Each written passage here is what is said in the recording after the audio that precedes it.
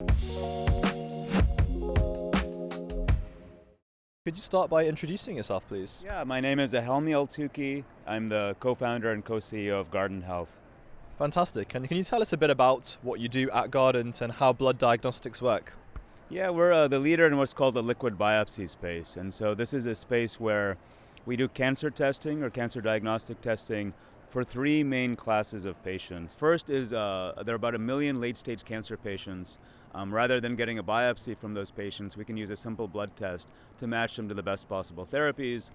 There are 18 million cancer survivors. We can do the same thing, a blood test, to essentially detect their cancer occurrence much earlier. And then finally, I think the most exciting area is using a blood test for the early detection of cancer. There are about 120 million asymptomatic average risk individuals, everyone over 45. And we just got FDA approval for the first blood test that's Medicare approved that can detect colorectal cancer early.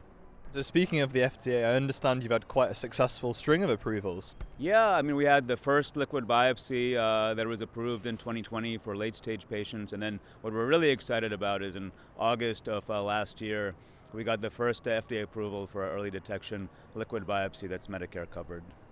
Really, really impressive. And so what do all of these firsts mean for patients?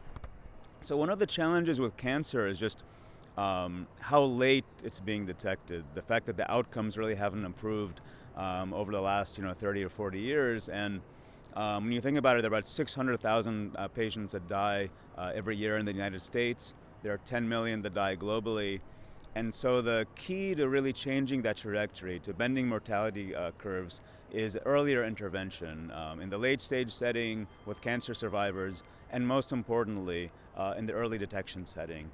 And so we believe with our technologies over the next 10 years, we'll be able to reduce cancer mortality by over 25%. It's a huge impact. So obviously JPM must be quite a big deal for you, important people to speak to. Who exactly have you been talking to this week, and what are you hoping to get out of it? It's going extremely well. I mean, first thing, the weather is great, which is always a plus and always a bonus. We're talking to lots of investors, probably meeting with over 200 investors this week. We work with 180 biopharma companies, who are meeting with them as well. So it's basically the Super Bowl of healthcare. And in your estimation, in 2025 at JPM Week, what are the hottest sectors in the industry? I'm biased, so I like diagnostics. It's been an area that has really outperformed recently, not just our company in terms of the revenue growth we've seen, but some of our peers as well. I think some of the pharmaceutical companies as well, some of these new areas, antibody drug conjugates, some of the radioisotopes and so on, I think are going to have a very interesting run over the next couple of years. Hopefully we see that in the next few years. Helmy, thank you so much for your time. No, thank you. Great to be here.